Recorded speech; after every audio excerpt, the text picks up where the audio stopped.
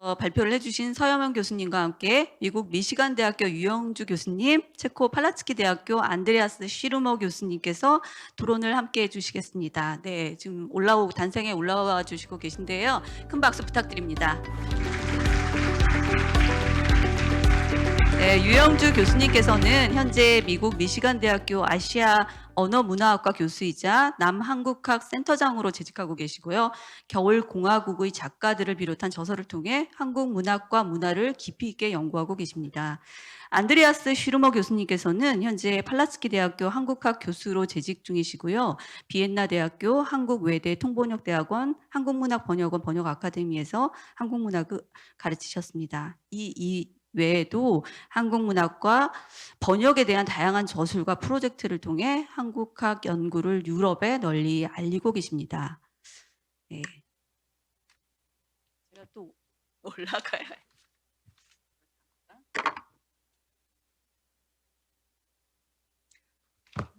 네, 미시간대 유영주라고 합니다. 네. 곧바로 토론 부탁드리겠습니다. 네. 감사합니다. 제가 개인적으로 번역원과 처음 인연을 맺게 된 건 1990년대 말이었습니다. 그때 번역원의 모토는 Sharing Korean Literature with the World 였던 걸로 기억됩니다.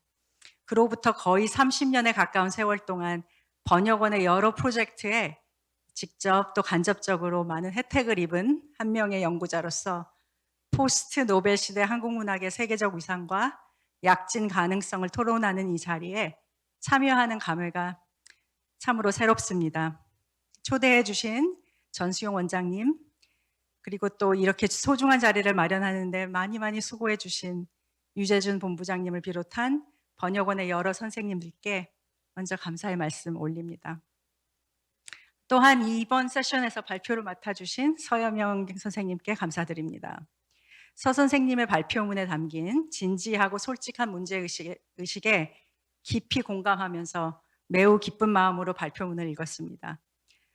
사실 자료집에 실게 된 제 토론문에서는 한국문학 연구자로서 우리들의 다음 과제가 한국문학을 하나의 수단에서 방법으로 전환시키는데 기여하는 데 있지 않을까 하는 다소 원론적인 생각을 말씀드렸는데 집에 가서 다시 생각해 보니 이번 토론 시간에는 서여명 선생님께서 지적해 주신 문제를 넘어서기 위한 좀 더 구체적인 방안에 대해서 여쭙고 함께 그 실행 가능성을 살펴보는 방식으로 질의를 진행하는 것이 보다 생산적이지 않을까 생각되어서 다소 구체적인 내용을 추가로 준비해 봤습니다.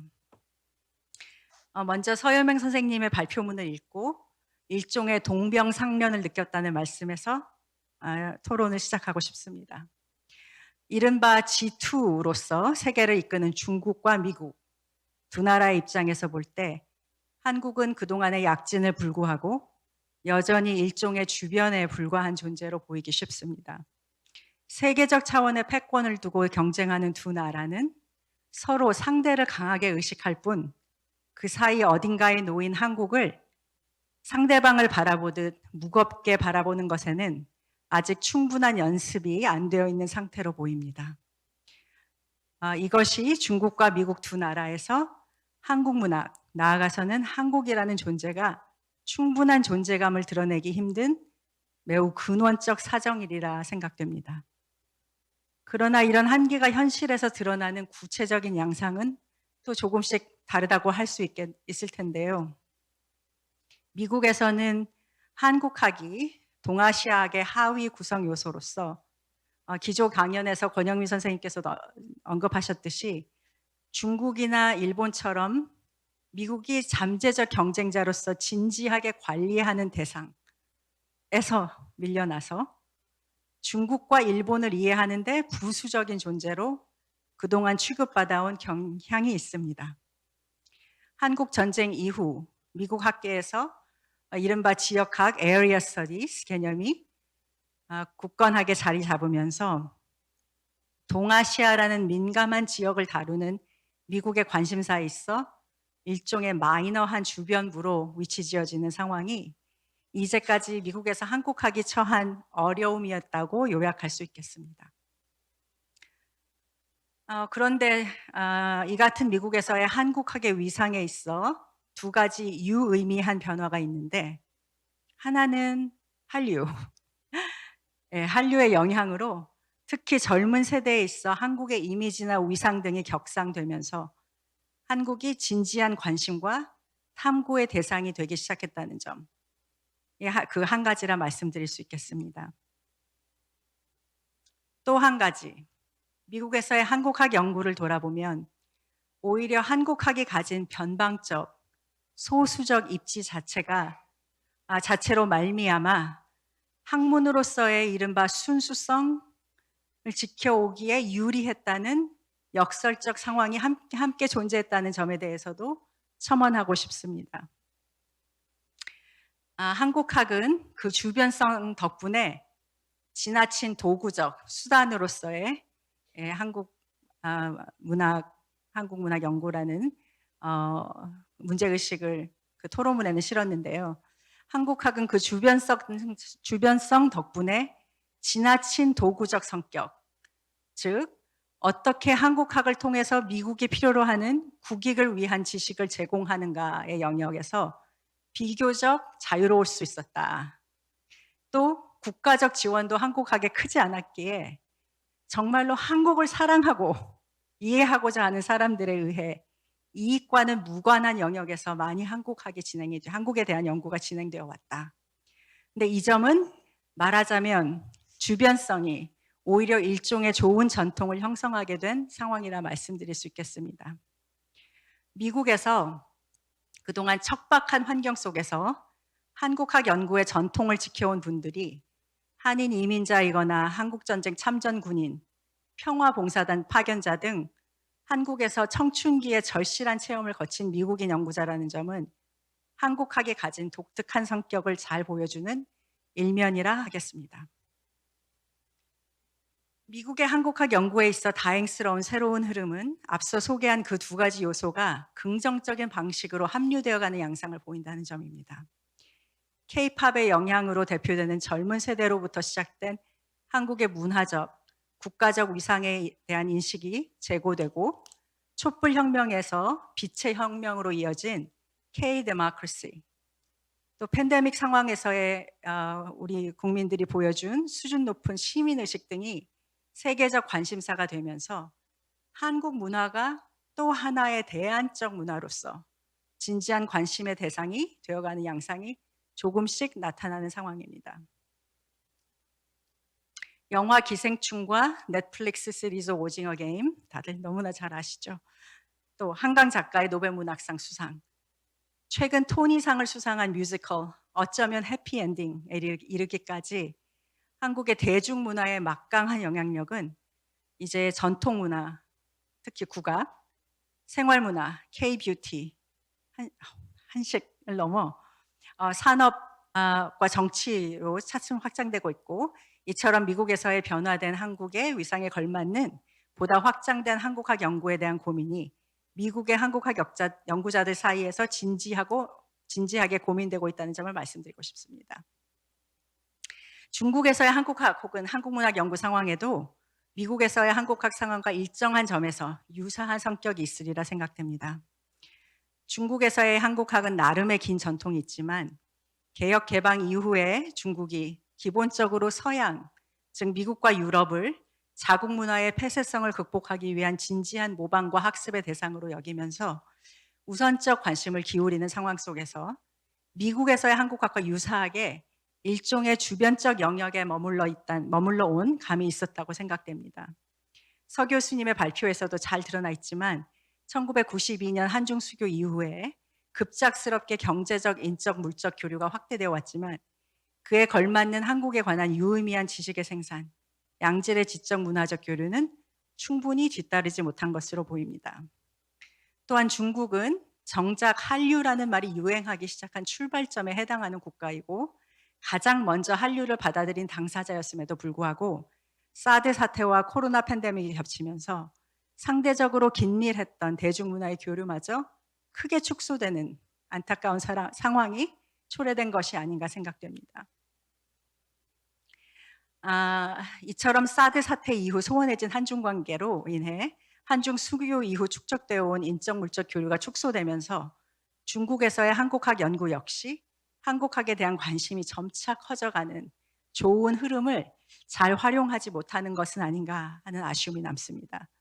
이런 현실적 제약 요소들로 인해 서여명 선생님께서 발표문에서 말씀하신 중국 대학의 한국학과 커리큘럼이 당장 학생들의 취업에 도움이 되는 한국어 교육의 중심이 되는 방식으로 짜여져 온 것은 아닌가, 수단으로서의 한국학이죠.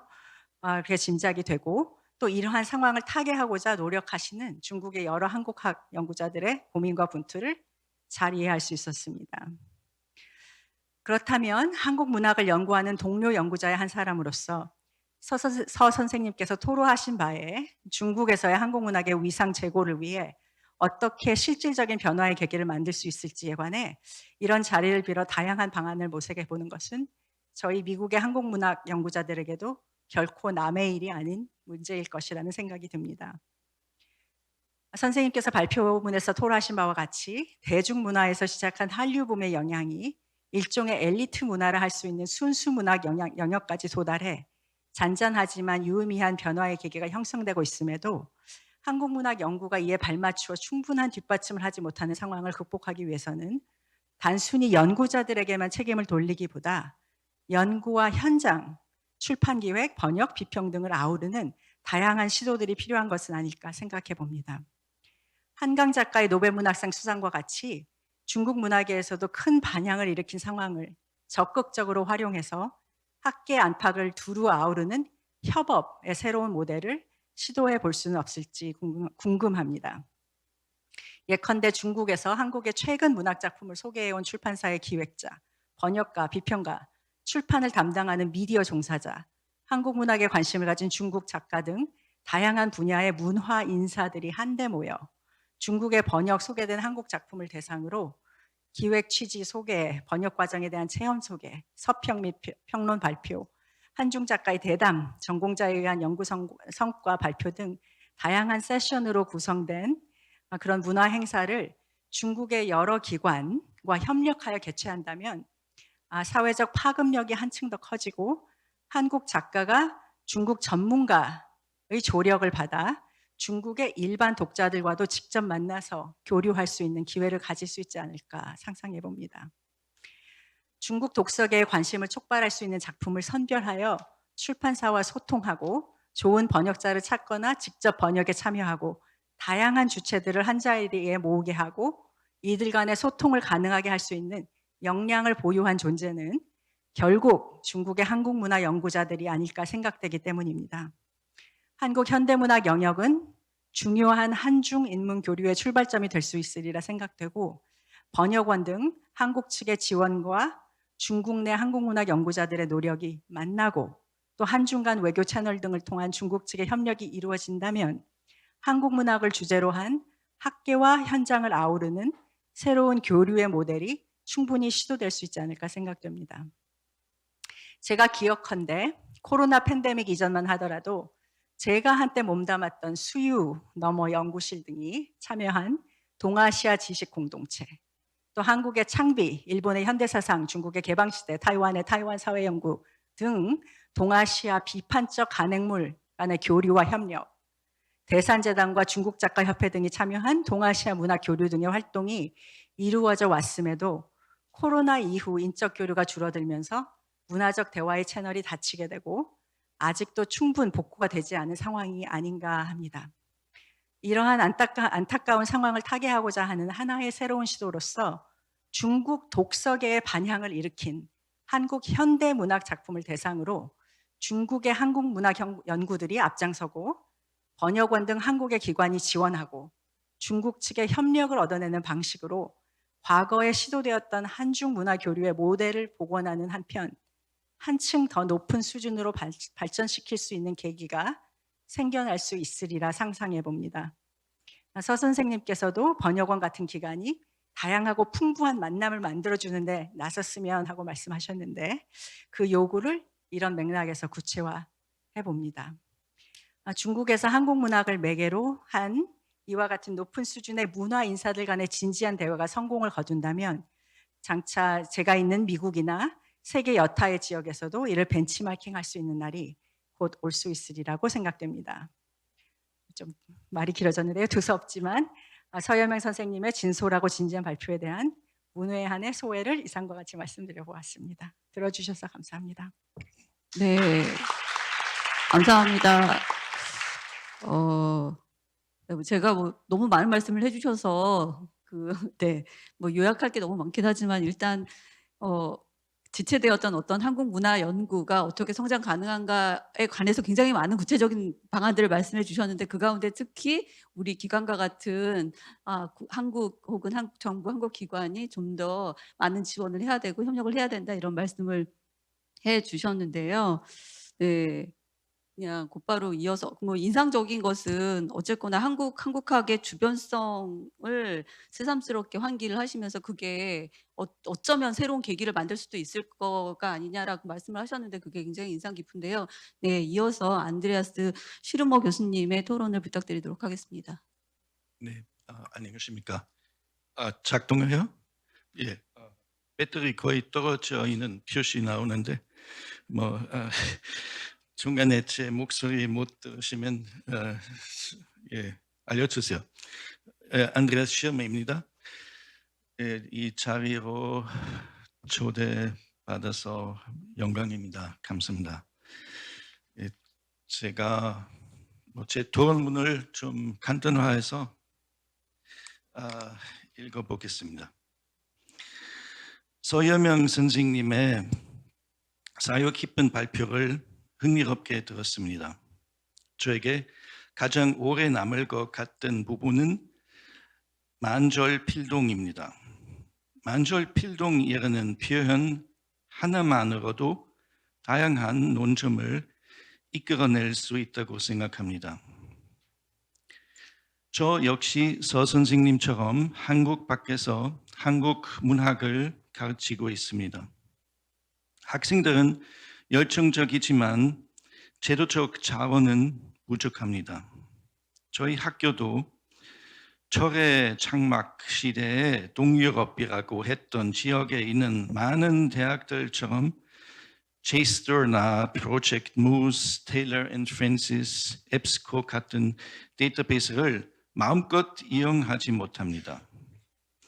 풀 패키지의 구독료가 워낙 비싸기 때문입니다. 한국의 리스나 DPPR 같은 플랫폼도 마찬가지입니다. 그래서 저는 필요한 자료를 지인이나 연구자 네트워크 통해 비공식적으로 구해서 학생들에게 제공하는 습관이 생겼습니다. 일부 학생들은 결국 불법 사이트에 의존하게 됩니다. 정말 안타까운 현실입니다. 연구 자료에 자유롭게 접근할 수 없으면 연구 활동도 제대로 이루어질 수 없습니다. 또한 사람들이 무료로 열람 가능한 자료만 계속해서 접하다 보면 접근 가능성과 신뢰성을 쉽게 혼동하게 됩니다. 문학 연구 역시 이런 한계에서 벗어날 수는 없습니다. 게다가 문학 작품에 대해 서평이나 비평이 실리는 문예지는 아직도 대부분 종이책으로만 나오니까 장벽이 여전히 남아있는 셈입니다. 이건 단순한 불편함을 넘어서 연구 자체에 구조적인 제약을 주는 문제라고 생각합니다. 저희 학생들의 입장을 고려하면 현대문학 작품을 가지고 논문을 쓸 때 자신의 생각을 기존 논의 속에 어떻게 위치시킬지 고민해 보기조차 어렵습니다. 그런데 자료에 접근할 수 있는 환경이 갖추어져 있다고 해도 더 본질적인 문제가 남습니다. 우리는 어떻게 읽고 있는가 하는 문제입니다. 이 주제가 나올 때마다 생각나는 프랑스 책이 있습니다. 제목은 다음과 같습니다. 읽지 않은 책에 대해 말하는 법. Comment parler des livres que l'on n'a pas lus. 법은 여기서 비결이라는 뜻으로 이해해도 됩니다. 제목만 보면 우스워 보일 수도 있지만 실제 수업 현장에서 접하게 되는 상황과 겹쳐지는 면이 있습니다. 학생들은 문학사의 방대한 양의 작품들과 마주하게 됩니다. 그러나 정작 읽게 되는 건 전체 중에 아주 작은 일부에 불과합니다. 그런데도 시험에서 마치 모든 작품을 다 읽었다는 전제가 공유되는 듯합니다. 그러다 보면 결국 읽지 않은 책에 대해 말을 꺼내야 하는 상황입니다. 이와 관련해 문득 떠오르는 것이 또 하나 있습니다. 독일 노래입니다. 토끼구이는 좀 유치한 노래. 토끼구이는 고급 음식입니다. 저는 아직 먹어본 적은 없지만 우리 사촌 형이 예전에 어떤 남자 옆에 앉은 적이 있는데 그 남자는 다른 사람이 토끼구이를 먹는 모습을 본 적이 있다고 하더라고요. 동하지 않았나 봐요. 안 하나 봐요. 죄송해요. 예. 거의 글에서 또 나오지 않았어요. 예, 뒤틀에 웃어주셔서 감사합니다. 노벨 문학상 수상 작가 페터 한트케는 19세기 오스트리아 문학의 거장인 프란츠 킬프라츠를 다음과 같은 말로 평가했습니다. 그의 문장은 연구할 만한 문장이다. 그 뜻은 좀 더 분명하게 표현하자면 그의 문장은 곱씹어 볼 만한 문장이다. 저에게도 문학적 독서란 천천히 집중해서 섬세하고 독창적으로 구성된 문장을 들여다보는 데서 시작됩니다. 그런 문장을 자연히 속도를 늦추게 합니다. 선생님께도 여쭤보고 싶습니다. 선생님의 교육 환경에서 천천히 집중해서 읽는 것이 가능하다고 느끼십니까? 수업 중에 저는 종종 이런 문장을 질문했습니다. 독서를 통해 배울 수 있는 것은 뭐뭐이다.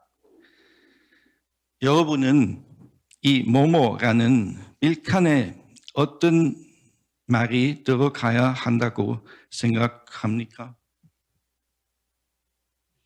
네, 제 학생들은 보통 공감, 지식, 어휘 등이라고 대답합니다. 그런데 거의 아무도 이렇게는 말하지 않습니다. 독서. 하지만 페터 한트케는 바로 이렇게 썼습니다. 독서를 통해 배울 수 있는 것은 독서다. 말장난처럼 들릴 수 있지만 그 안에는 중요한 통찰이 담겨 있습니다. 문학을 읽는 건 자기 개발이나 사회적 메시지를 얻기 위해서 하는 일이 아닙니다. 그런 맥락에서 문학 수업 역시 이 작품이 사회적인 이슈에 대해 비판적인 작품인지 아닌지를 판단하는데 머물러서는 안 됩니다. 그러한 진부한 담론을 넘어서 새로운 시각의 통찰이 정확히 어떤 말로 표현되어 있는지를 살펴보는 것이 문학 독자, 즉 고급 독자, 권영민 선생님 말씀하신 고급 독자의 도전입니다. 바로 그 지점에서 문학은 비로소 문학이 됩니다. 정말 10분 이미 이렇게 천천히 읽어서 정말 창피합니다. 예. 그래서 제가 어떻게 요약할까요? 그냥 여기까지? 제가 집에서 조금 뭐 훈련 좀 연습했는데 그때 다 10분 이내 쉽게 읽을 수 있었는데 네, 선생님 그래도 혹시- 1분, 2분 정도 그냥 말씀으로 정리해 주셔도 괜찮을 것 같습니다. 네, 괜찮습니다. 네. 제가 어떻게 요약할까요? 여기 좀 꾸민 얘기 너무 많은데 그냥 제가 이 독서, 뭐 참 독서, 뭐 고급 독서, 책 읽기, 뭐 천천히 곱씹어, 보는 그런 독서에 대한 뭐 다양한 설명 붙였는데 좀 잘난 척하기 위해서 월파스, 뭐 박민규 카스테라 또 언급했는데 그리고 바흐까지 모차르트 이거 새로운 얘기예요. 거기 나오지 않아요. 그리고 그냥 그 마지막 뭐 질문 아무래도 해야 돼요. 서 선생님께서 처음에 말씀하신 만절필동도 생각납니다. 문학 언어가 글로벌 기준에 맞춰질 때 고유성이 사라질 수 있습니다. 마치 모든 강물이 하나의 방향, 즉 글로벌 표준을 향해 흘러야만 하는 것처럼 보이기도 합니다. 그래서 마지막으로 제가 도발적으로 이렇게 여쭤보고 싶습니다. 한국 문학이 점점 세계화된다면 언어 자체에서 힘을 얻는 작품들은 어떻게 해야 할까요? 큰 이익을 위한 작은 손실일까요? 모두가 세계적 가시성을 쫓게 되면 한국어는 결국 표준 유럽어처럼 바꾸게 되는 건 아닐까요? 그렇다면 그것은 진짜 승리일까요? 오히려 피로의 승리 아닐까요? 이걸로 마무리하겠습니다. 네, 감사합니다. 큰 박수 부탁드립니다. 네. 네, 제가 그래도 발표 토론문을 짧게 그냥 말씀을 좀 드리자면 지금 마지막 말씀하신 게 핵심적인 질문이신 것 같은데요. 유영주 선생님이 한국문학 연구, 한국학의 주변성, 우리가 지금 한류로 한국문학이 굉장히 붐업되고 있는 것 같은 느낌이지만 그럼에도 불구하고 놓쳐서는 안 되는 지점이 한국학의 주변성이다 이렇게 말씀을 해주셨는데 마찬가지로 한국문학이 전 세계적인 독자를 얻게 되면서 그러면서 우리가 놓치고 있는 게 있지 않은가, 특히 독서 문제에서 놓치고 있는 게 있지 않은가, 그리고 그게 한국 문학의 어떤 고유성, 이것에 대해서 제대로 읽는 거를 우리가 놓치고 있는 게 아닌가, 그걸 어떻게 생각하시는지 질문하고 계신 것 같습니다. 이렇게 요약을 하고요. 네, 답변을 부탁드리도록 하겠습니다. 천천히 하셔도 됩니다. 네. 예, 감사합니다. 두 분 토론문 대단히 감사합니다. 아주 많은 공감과 반성을 일으키는 그런 토론문이십니다. 제가 사실은 요새 뭐 코로나 때문에기도 하지만은 한 4, 5년 동안에 거의 학술 포럼에 참여하지 않은데 크게 도움이 받지도 못하고 그렇게 생각을 해서 참여하지도 않았는데 이번에 포럼 참가하면서 앞으로도 많이 참여해야 된다라는 생각이 들어요. 포럼에서 굉장히 많은 것을 얻었습니다. 먼저 유영주 선생님의 토론문에 대해서 간단한 답변을 하겠습니다. 그 발표에 대해서 매우 깊이 있게 이해를 해주시고 또 제가 하고 싶은 말을 다 알아듣고 하지 못한 말을 같이 다 말씀해 주셔서 너무나 감사하는 마음입니다. 특히 선생님께서 거기서 전광식 선생님의 방법으로서의 아시아 그리고 다카우치 요시미의 또 방법으로서의 아시아고 그리고 사실은 저도 뭐 말씀하시지 않았지만은 미즈쿠치 유조의 방법으로서의 중국 뭐 이런 책들은 제가 많이 읽었던 책이고 선생님 지적하시듯이 저도 그때 참비하고 뭐 문학적이 개방시대하고 같이 교류하는 현장에 저도 있었고 그때 선생님들의 통역도 도와주고 회의할 때마다 참여했었습니다. 그리고 지금까지 2007년부터 지금까지 거의 뭐 20년간의 거의 18년간의 한중 문학 교류의 현장에 계속 있었고요. 그래서 되게 동감을 많이 합니다. 특히 수단이 아닌 그리고 목적까지 넘어서 방법으로서의 한국에 대해서 말씀하시는데 충분히 인정을 하고 실제로도 제가 하고 있는 수업에서 방법으로서의 한국이라는 과목까지 하고 있습니다. 근데 그거는 주변의 교수들이 조금 의아하고 왜 방법으로서의 한국이 뭐냐?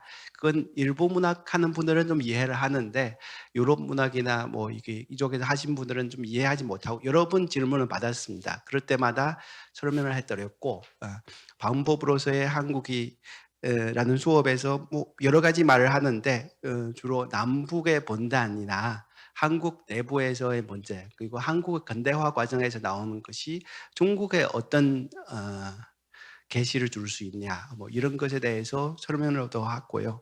특히 주변에서 본 중국 주변성에서 어떤 것이 뭐냐에 대해서도 얘기를 하고 제가 그때 뭐 학생들의 공감을 많이 어떤 부분이 뭐냐면은 우리는 남한과 북한이라는 두 나라에서 우리의 두 모습을 보게 된다라는 것에서 학생들이 많은 공감을 한 것 같습니다.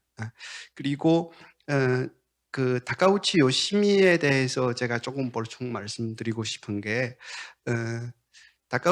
다카우치 요시미라는 물음이라는 책이 있습니다. 중국의 선거 선생님이 쓰신 책이고 창비에서 출간했는데 제가 사실은 순거 선생님의 사숙했고 뭐 여러 번 만나 뵙고 그런 사이인데 순 선생님이 자꾸 저한테 하신 말씀이 성급하게 할 필요는 없다.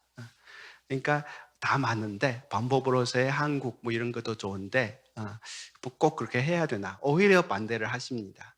오히려 반대를 하시고 그리고 다카우치 요시미가 왜 방법으로서의 중국어를 아시아를 하는가? 그리고 왜 일본에서 노신 연구를 하는가? 그분은 하나도 외국 문학 연구자의 입장에서 서지 않고 일본의 반성적 지식인의 입장에서 노신을 연구하고 방법으로서의 아시아를 얘기를 하는데 우리도 그런 처지에 있지 않는 한은 성급하게 뭐 방법으로서의 한국 하지는 않았으면 좋겠다는 말씀 오히려 해주십니다. 그리고 선거 선생님이 얼마 전에 그 특강을 하시는데 거기서 많은 것을 얻어서 선생님이 제기하는 문제하고 결합해서 말씀드립니다.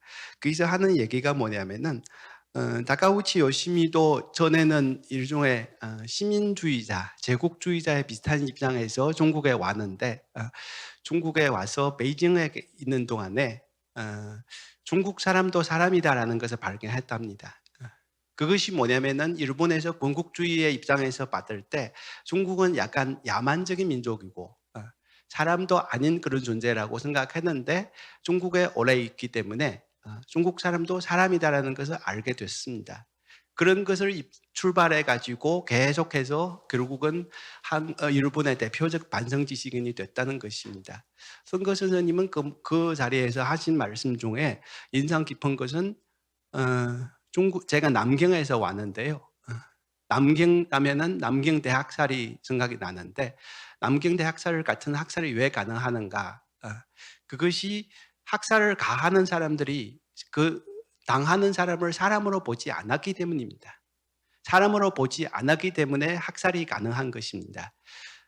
그래서 다카우치 요시미의 의미가 사람을 사람으로 보는 것이고 중국 사람도 사람이다라는 것을 봐주는 기본적인 그런 것이 중요하다라고 말씀해 주시는데 제가 2007년부터 한중 자가회의를 11년 동안 그 간사로 해왔고 2017년부터 19년까지 3년간 한중 시인회의를 주관해왔고 지금도 한중 시인회의를 재개를 하는 것으로 노력을 하고 있습니다. 얼마 전에 한국문학번역원에서 지원을 받아서 6월 달에 한번 행사를 했습니다. 그것을 하는 이유가 사실은 크게는 뭐 한국문학의 세계화보다는 제가 아주 작은 소원으로 이렇게 많은 한국의 훌륭한 작가들이 중국에 가서 시도 낭송을 하고 뭐 같이 술도 마시고 얘기도 하고 그러면은 서로가 이쪽도 사람이 있네라는 것을 터득하게 됩니다. 그런 기본적으로 그쪽도 사람이네라는 생각까지 있으면은 뭐 소통이나 그런 것보다도 기본적으로는 평화는 있을 겁니다라고 생각을 합니다. 그런 것은 지금까지 계속 해오고 있고요. 앞으로도 할 겁니다. 예, 그건 유행주 스님에 대한 답변으로 하겠고요. 그리고 안드레아스 슈르미 교수님의 그 글에는 굉장히 재미있고 사실은 깊이 있는 부분이 많습니다. 제가 크게 동감하고요. 그리고 읽지 않은 책에 대해 말하는 법에 대해서 특히 동감합니다. 우리는 아마 중국뿐만 아니고 각지에서 그럴 겁니다. 문학사 수업에서 작품에 대해서도 얘기하지도 못했는데 뭐 그거에 대해서 독후감서 와라, 뭐 논문을 가지고 와라, 그게 내라 이렇게 하는데 그걸 좀 무시를 하는 거죠. 현실을 무시를 하고 깊이 있게 생각하지 못한 상황인데 뭐 그것보다도 제시하신 질문을 2개 있는데 제가 간단하게 대답하도록 하겠습니다. 첫 번째 만절 필요동에 대해서 말씀하시는데 많은 말씀입니다. 지금도 사용하는 말입니다. 근데 그런 존재가 보편성을 무시하는 것이 지금은 일단은 비판을 받아야 된다고 생각합니다. 그것이 가끔 한국에서 만절 필요동을 사용을 해서 어떤 그 안 좋은 방향을 일으키는 이유가 그것이 한국이라는 현실이나 구체성을 무시를 해서 거기에 이미 그 기본적인 논리에 깔려 있기 때문이라고 생각합니다. 그거를 비판을 가한 다음에 다시 사용하면은 그것도 사용 가능하다고 생각을 합니다. 그리고 어떤 개념이든 뭐 단어든 간에 우리가 사용자의 입장에 따라서 그거를 제한을 해서 다시 활용하면 됩니다. 그래서 사실은 제가 여기서 만절 필동을 제시하고 비판하고 마지막 들어가서는 다시 그 의미를 부여한 것입니다. 그 다음에 두 번째 질문, 언어의 고유성이 사라지지 않느냐 또는 결국은 가서 그 상처뿐인 영광이 아닌가라고 하시는데 매우 깊이 있는 반성이고 제가 동감하고 늘 고민을 하는 부분입니다. 그리고 걱정도 하는 부분입니다.